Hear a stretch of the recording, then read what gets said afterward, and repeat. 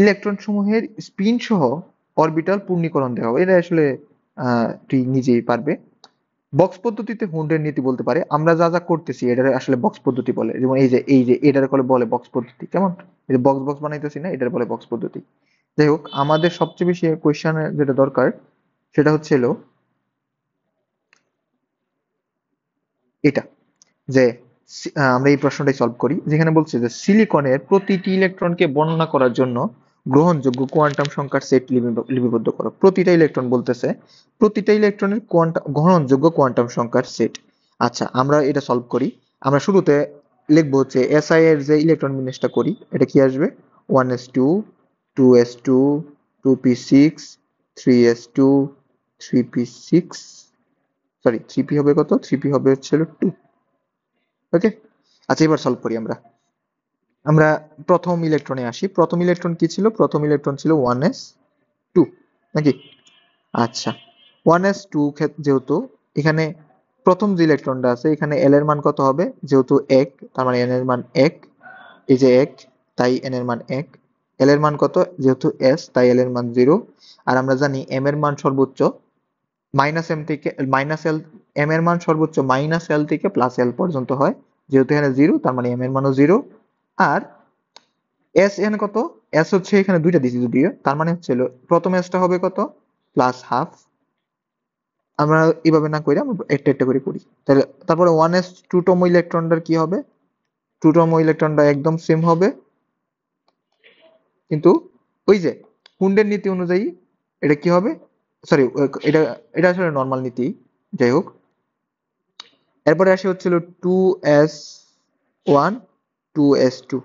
এখানেও দেখে বুঝতেছো একদম সেম হবে।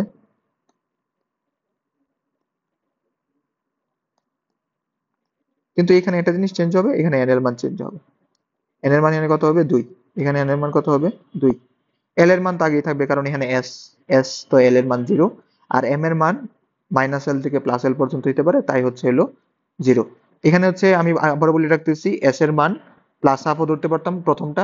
s এর মান যদি প্রথমটা প্লাস হাফ ধরি তাহলে পরেরটা মাইনাস হাফ ধরতে হবে, আর মাইনাস হাফ ধরলে পরেরটা প্লাস হাফ ধরতে হবে। এবার এবার আসি হচ্ছিল 2p1 এ।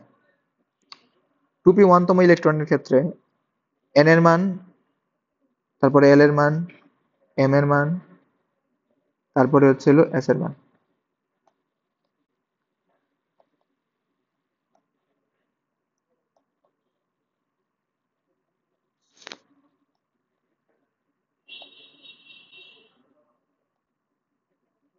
আচ্ছা এবার আসি।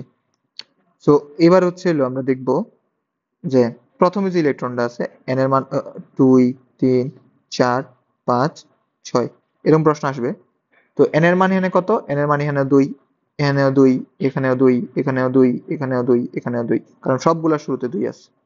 তারপরে আসি l এর মান। l এর মান এখানে কত হবে? p। p যেহেতু l এর মান কত? p এর মান হচ্ছে 1। তারপরে m এর মান আসি। m এর মান কি হবে?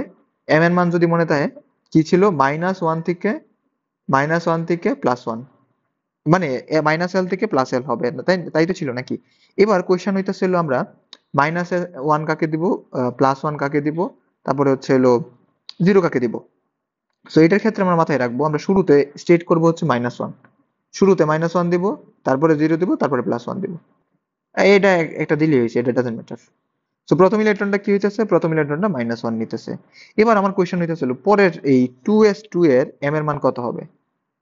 হ্যাঁ, এম এর মান যদি তুই লাস্টের যে ইয়েটা আছে এটা যদি মনে রাখোস, যে আমরা কি পড়ছিলাম, যে বক্স পদ্ধতিতে যে এক হুন্ডের নীতি অনুযায়ী কি বলছিল, যে প্রথম ইলেকট্রনটা এখানে ঢোকার পরে এই যে এটার মান হচ্ছে এম এর মান, এটার এম এর মান হচ্ছে -1, এটা এম এর মান হচ্ছে 0, এটা এম এর মান কত? +1। এই যে এইখানেই দেখ, প্রথম ইলেকট্রনটা যদি এখানে ধরে, আমরা হুন্ডের নীতিতে পড়ছিলাম পরের ইলেকট্রনটা কই ঢুকবে? এখানে ঢুকবে। তার মানে হচ্ছে -1 এর পরে পরেরটার এম এর মান কত হবে? 0। এরপর একটা ইলেকট্রন কই ঢুকবে? এইখানে ঢুকবে, তার মানে পরেরটার এম এর মান কত হবে? +1। বুঝতে পারছি?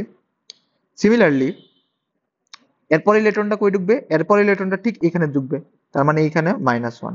এরপর ইলেকট্রনটা ঢুকবে এইখানে, সো এটা হচ্ছে 0। এরপর ইলেকট্রনটা ঢুকবে এইখানে। এবার আসি এস এর মান কি হবে? আমরা যদি এই স্টেটটারে প্লাস হাফ ধরে নেই, যদি মনে থাকে আমরা প্রথমে প্রথমে কি করছিলাম, প্রথমে এইখানে দিছিলাম, তার মানে এটারে ধরে নিলাম হচ্ছে হলো প্লাস হাফ। এরপরে ইলেকট্রনটা এইভাবেই দিছিলাম, তার মানে এটাও কি হবে প্লাস হাফ। এরপরেরটা কি হবে প্লাস হাফ। এরপরে যদি মনে থাকে এই লাস্টে আবার কি করছিলাম, এই তিনটা দেওয়ার পরে আবার এইখানে উল্টাটা দিছিলাম, তার মানে এটা কি হবে মাইনাস হাফ। এরপরেরটা আবার এমনি দিছিলাম, তার মানে মাইনাস হাফ। এরপরেরটা এভাবে দিছিলাম। এরকম করে তুই নিজে নিজে হচ্ছে হলো থ্রি পি ওয়ান এরটা করবি, থ্রি পি টু এরটা করবি। সো আমি আবারও বলে রাখতেছি, আচ্ছা এটা আমি তাও করে দিতেছি। এন এর মান 3 হবে, এল এর মান হবে কত, এল এর মান হবে 2, এম এর মান কত হবে, এম এর মান আমরা মাইনাস হাফ ধরবো, আর এস এর মান কত হবে, এস এর মান প্লাস হাফ হবে।